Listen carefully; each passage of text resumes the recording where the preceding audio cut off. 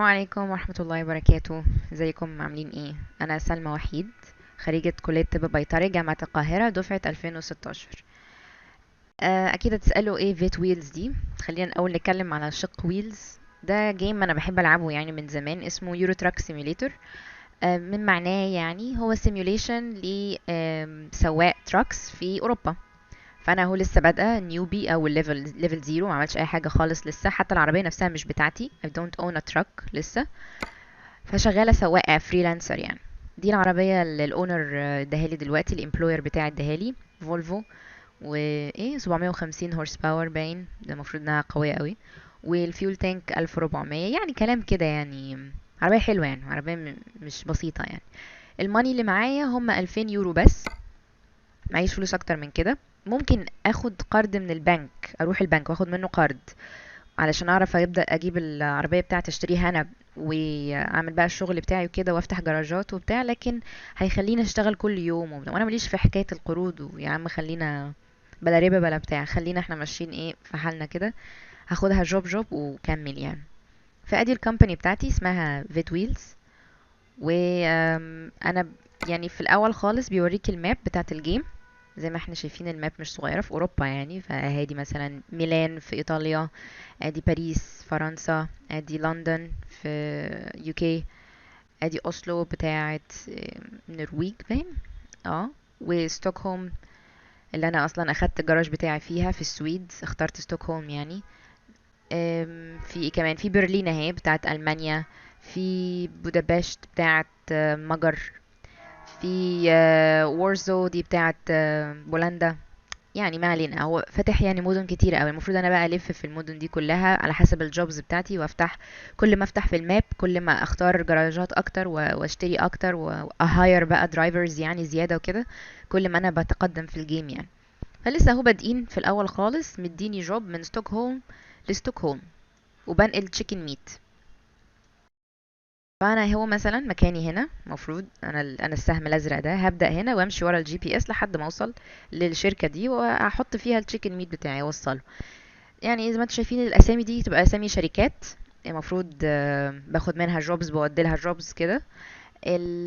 علامة السرير الأزرق دوت معناها أماكن اللي أنا أقدر أريح فيها، سواء هوتيلز أو ممكن تكون باركينج يعني بنام فيه. بما إنه هو سيميوليتور فهو واقعي، بيحاكي الواقع. يعني السواق ده هيسوق مسافات طويلة فهيحتاج ينام مثلا، هيتعب في النص ولازم ينام. لو ما نمتش هتاخد تيكت. هتعرف منين هو عايز ينام؟ في عدد ساعات يعني، كاونتر بيعد عليك كده، بتعرف الريست الجاي المفروض امتى. وبتسمعه بيتاوب لما يكون خلاص هيموت وينام يعني. وزي ما قلت، لو ما نمتش وفضلت سايق عشان بقى هلحق بقى وعايز الحق واخلص وبتاع، يبقى هتاخد فاين، هتاخد عقوبة ومش هتعرف تسوق. يعني دي حاجة لازم تحسبها جوه الجيم وانت ماشي حسب الرحلة يعني. علامة المفتاح الأحمر دي معناها تصليح، أماكن تصليح، لأن العربية ممكن تبوظ مني أو دامجز أو كده، هروح أصلح هناك. شكل التراك السيمبل دوت معناه إن هو تراك ديلر. والعلامات الاستفهام دي مختلفة ومتنطورة في الخريطة بشكل عام. دي معناها حاجة من اتنين: يا إما تكون مكتب توظيف، ده بقى لما قدام أبقى أنا معايا العربية بتاعتي وأفتح الشركة بتاعتي وأجيب بقى أهاير بقى سواقين عندي، هاخد من عندهم. وكل ما أكون فاتحة فيهم كل ما يكون أحسن، لأن هيدولي فرايتي أعلى يعني من السواقين وكده. أو ممكن تكون تراك ديلر، مش دراج ديلر، تراك ديلر. برضو دي لما عاوزة اشتري عربية او كده يستحسن ابقى فاتحة فيهم. فيستحسن تحطهم في الدايركشن بتاعك وانت ماشي، علشان لازم تعدي عليهم ديسكفريز يعني تفتحهم. فانا مثلا احطها هنا. اه لو انا كده طالعه مثلا كده اهو، هعدي على دي ديسكفر تقريبا يعني، واروح واخداها والف كده. فهنشوف هقدر اعدي على دي على طول ولا ايه بالظبط الطريق ماشي ازاي. هعدلها يعني في الماب، بس بحيث اقدر اعدي عليهم وانا ماشيه افتحهم بالمره، وبعدين اعدي اوصل الكارجو بتاعتي.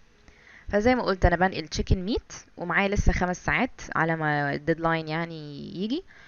والنهارده الاثنين الساعة 10 الصبح، لسه بادئين اهو. وهاخد فيها تقريبا 500 يورو، يعني 488 يورو. فيعني بسم الله كده نبدأ.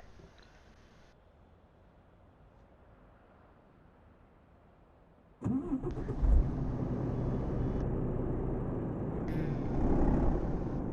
طبعا انا سواقة ماهرة جدا ومحترفة في الجيم ده، يعني مش عايزة اقول لكم قد ايه، لدرجة اني مش عارفة انا هخرج منين. اه اهو. طيب كويس اهي قدامي. تاخد بالك بقى كويس قوي من المرايات ومن الطرق.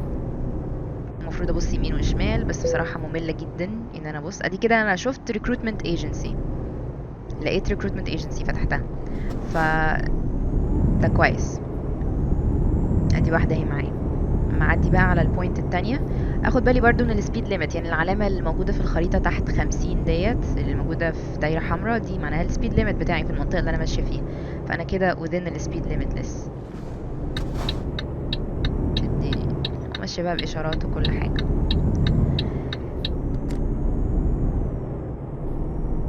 بس يعني انا قلت الجيم بصراحة بيريح الاعصاب الواحد من كتر الاسترس اللي كان بيعاني فيه الخمس سنين اللي فاتوا، واحيانا كمان من ايام ثانويه عامه كنت بلعبها برضو. جيم مريح يعني، مش مغامرات يعني ولا اركيد ولا كده وبتاع، لا هو بس يعني بتسوق وتستكشف الاماكن وتخلص الجوبز بتاعتك. انا كده فتحت اهو، افتحه دلوقتي. سكانيا دراج تراك. قلت مفيش دراجز، هي تراكس.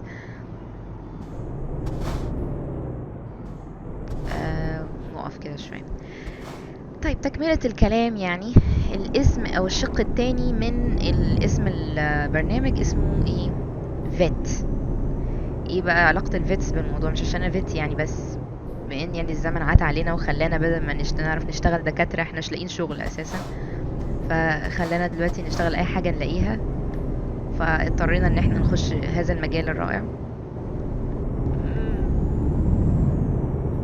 اكتر حاجة بحبها في الجيم وانا بتريق طبعا هي الميادين اللي انا لازم الف فيها. الراوند اباوتس دي بتبقى ضيقة جدا، مزعجة، واحيانا تلاقي العربيات التانية دي تيجي ورا ظهرك كده وتطلع لك فجأة وتخبط فيك.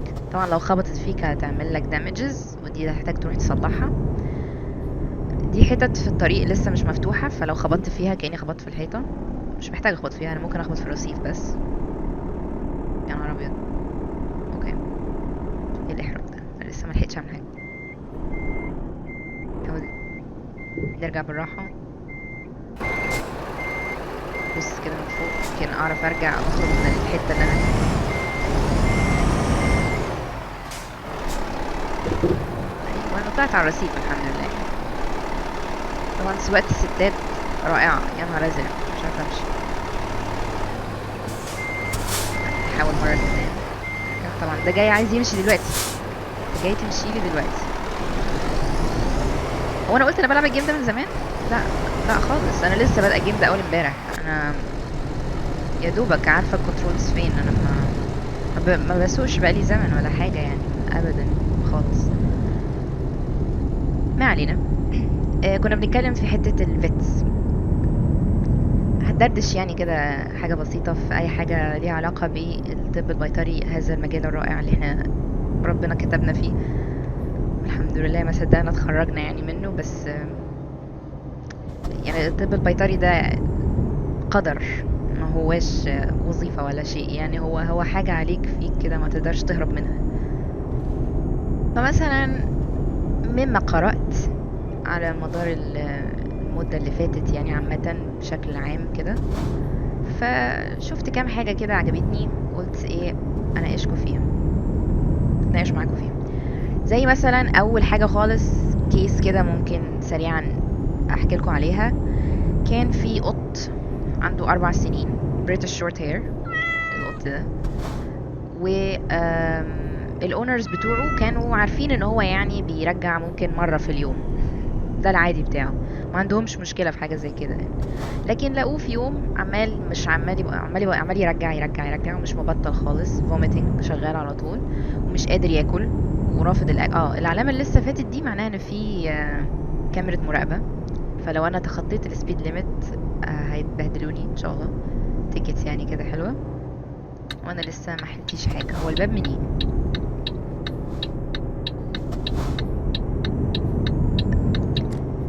يعني هنكتشف الباب منين. انا غالبا لفيت غلط. طيب مش اسلوب. زي ما قلت انا السواقة ماهرة جدا وما بتوهش خالص، والعكس انا محترفة يعني. ف بارني دوت لقوه بيرجع اكتر من مره في اليوم ومش عايز ياكل ورفض الدينر بتاعه خالص، فالاونرز قلقوا قالوا طيب نوديه للهوسبيتال. زي عندنا كده بالظبط لما بيروحوا يعني بيلاقوا رعايه خاصه وتامه وشامله كل حاجه. فدخلوا الدكتور اول حاجه خالص كشف عليه، سمع يعني الكومبلينت منهم وكده وبدأ يكشف عليه. اول حاجه لاحظها ان بارني اوفر ويت وديهايدريتد من كتر الفوميتنج اللي عمله، وكمان كان كوايت بزيادة شوية، يعني ساكت كده خالص في نفسه وبتاع. رحنا سوبر ماركت. هنيجي بقى لمشكلة تانية بالنسبة لي، هي الركن. احنا عارفين ان الركن هو اهم حاجة في السواقة، وبما اني انا سواقة ماهرة جدا فانا بعرف اركن بسهولة. هو مديني اوبشن انا ممكن اركن اوتوماتيك، يعني ادوس انتر وخلاص ومش محتاجة احاول اركن. بس انا ايه، هعمل نفسي رهيبة وهحاول اركن. انا اوريدي ملوحة اوكي. ركنت طبعا زي ما انتم شايفين، وقال لي اكسلنت كمان، بس هينقصني الاكسبيرينس قدام شويه. ممكن ينقصني في الاكسبيرينس عشان المفروض اركن واخد فيها بوينتس. بس انا ما خدتش، لكن ما علينا، مهم الفلوس مش مهم الاكسبيرينس. فالمهم بارني، ده الجراج بتاعي الجميل في ستوكهولم. يعني هو بيقول لي انك هتشتري بقى عربيات وتكمل وكده. فسريعا كده ممكن اخد جوب كمان عشان نكمل قصة بارني. دي الكارجوز المختلفة اللي قدامي على حسب المكان. لسه بقى مش كل حاجة مفتوحة لي يعني. فلو مثلا اخترت دي هيقولي هتروح من السويد لبولندا، منطقة في بولندا، وتقريبا مش همشي خالص، انا هركب لها فيري، هركب لها عبارة وما فيهاش حاجة يعني. فاحنا ممكن بما اننا لسه في الاول خالص ناخد حاجة price per distance، مش مشكلة. دي الكلمة دي معناها standard delivery، يعني ما فيش وقت، يعني توصل في وقتك عادي، مش urgent ولا حاجة. طيب فممكن مثلا ناخد دي، ننقل التراك باتريز لبولندا، دوس تيك جوب مكان. انا عماله اقطع كلام بارني. المهم بارني، الدكتور لقى ان هو اوفر ويت وانه ديهايدريتد وانه كوايت وكده، فقال لك طيب ماشي هنكشف عليه. كشف عليه لقى الفيتالز بتاعته عاديه جدا، نورمال طبيعي. و ما يعني حاسس طيب خلاص يبقى اكيد في مشكله دايجستيف، بدليل ان هو عمال يعمل فوميتنج. لقى ان مفيش لما عمل ابدومينال بالبيشن يعني ما حسش ان في اي مشاكل، ما كانش في اي abnormalities في البالبيشن بتاعه. انا بس ببص على الروت علشان اتاكد لو في اي علامات استفهام افكها بالمره، لكن لا مفيش، احنا زي ما احنا اصلا تقريبا هنمشي نفس السكه نكمل عليها يعني. عمل abdominal palpation ما لقاش فيه اي مشاكل خالص، حسش اي abnormalities فيها. طيب لولا ان الدكتور عمل oral examination كويس لبارني ما كانش هياخد باله ان عند البيز اوف تانج تحتيه لقى حتة string، خيط. بارني بيه كان عمال يلعب بالبول اوف يارن بتاعته، كرة كده مليانة كرة الخيط ديت، عمال يلعب بيها وبلع string منهم، والدنيا اتدربكت جوه، وعلشان كده مش عارف ياكل وعمال يرجع والكلام ده. فقال طب خلاص على طول نروح نعمل abdominal x-ray. عملوها ولقوا فعلا ان الانتستنز جوه فيها plication، يعني متنية على بعضها كده، فولدد على بعضها. طيب خلاص يبقى لازم نعمل عملية علشان نخرج السترنج اللي جوه ده. هنتصرف ازاي؟ راحوا عملوا له البري سيرجيكال ورك اب، شافوا الفيتال يعني الفيتالز وقاسوا له الدم وبتاع الحاجات دي، يعني التشيك اب العادي بتاعه.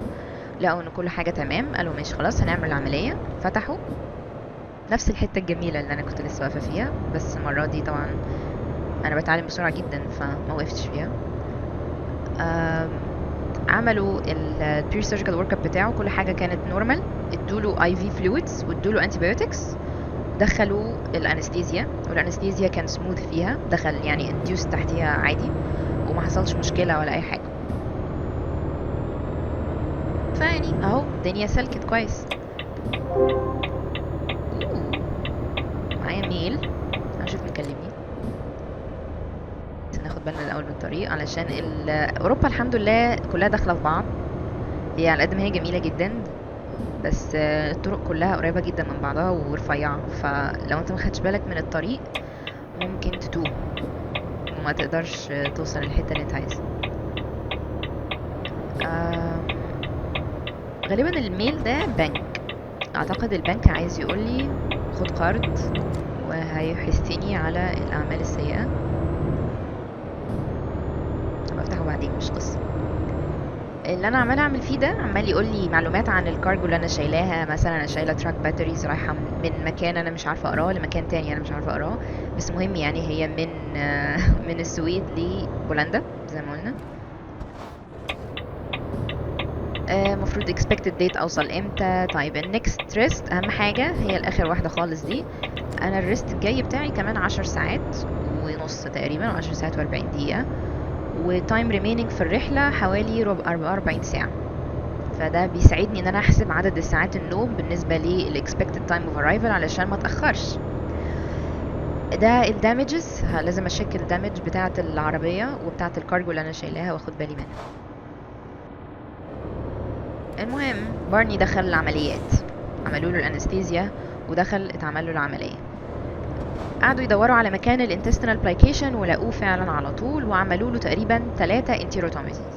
يعني فتحوا في الانتستين 3 مرات علشان يعرفوا يخرجوا السترينج كله، بس العمليه نجحت في الاخر، عرفوا يخرجوا فعلا السترينج وكان very successful يعني. فزي برضو عندنا بالظبط في مصر الجميله، زي عندنا بالبني ادمين كمان مش بس الحيوانات، ودوه الاي سي يو او الانتنسيف كير يونت علشان يشوفوا يكملوا يعني البوست اوبراتيف كير بتاعته تبقى مظبوطه. وزي برضو عندنا عملوا له البوست اوبراتيف تيستنج ولقوا ان هو عنده شويه ديهايدريشن لسه ما تعافاش تماما، وان هو عنده مايلد هايبوكاليميا، يعني شويه نقص في البوتاسيوم في الدم. فخلاص السيرجن اللي قال ايه ماشي انا هحط انا، لان لقى التكنيشن مشغول في حاجه تانية، فقال مش مشكله هتصرف انا. فالدكتوره اللي عملت العمليه هي اللي راحت حطت كميه البوتاسيوم اللي هي حسبتها مظبوطه، حطتها على الفلويد باج وعملت ليبلنج للباج وركبت الانفيوجن سيت في بارني، بس ما شغلتش حاجه. وبعديها راحت تكلم الاونرز، كان التكنيشن خلص يعني اللي هو بيعمله، فقال طب خلاص ماشي. راحت هي السيرجن دي تكلم الاونرز وتقول لهم ان العمليه نجحت وان بارني سليم وان كل حاجه تمام، بس وبس ايه كمان يومين كده ولا حاجه علشان يتعافى تماما ونعمله البوست اوبراتيف كير مظبوط، سبورتيف كير يعني. فقال خلاص مفيش مشكله. مين وايل ايه اللي بيحصل؟ التكنيشن خلص اللي في ايده وراح يشغل الانفيوجن سيت، راح يشغل الاي في فلويدز. مفيش بعديها بكام دقيقه بارني كولابسد، وقع منه ومش عايز يتنفس، مفيش بالس ومفيش بريذنج، مفيش اي حاجه، مفيش مشاكل. و استنى انا المفروض اخش من هنا.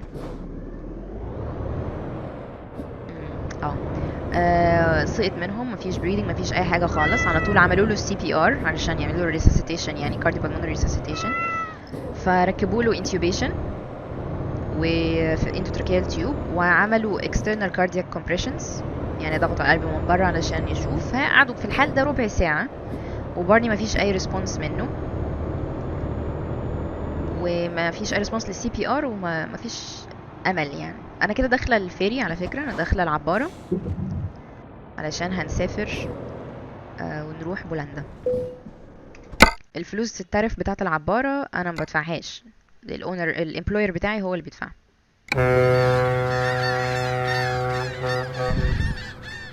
بس فضلوا كده بارني بيودع الحمد لله وهم مش عارفين يتصرفوا ازاي. فضل على الحال ده لحد لما لقوا فيه بلادي اديما فلويد خارج من التراكية، من الاندوتراكيال تيوب. وبعديها ما جابش خالص اي تعامل تاني، ما مات يعني. يعني السيرجن لسه مكلم الاونرز وقايل لهم ان البارني مظبوط وان حالته كويسه وانه بيتعافى، وبعدين في الاخر يلاقي ويكتشف بيكلمهم بعديها بربع ساعه ويقول لهم ده مات سوري. احنا هنحاول ناخد دول برضو في سكتنا. يا نهار ابيض، ده مش الطريق اللي انا عايزاه خالص، فاحنا نشيل كل اللي احنا عملناه ده ونحاول نحاول نشوف لنا سكة تانية. لسه مكلمهم من ربع ساعة بيقول لهم ان بارني مظبوط، وبعدين يجي دلوقتي يقول لهم ده مات. طبعا الاونرز اتجننوا. انت بتقول ايه؟ انت اتجننت ازاي يعني؟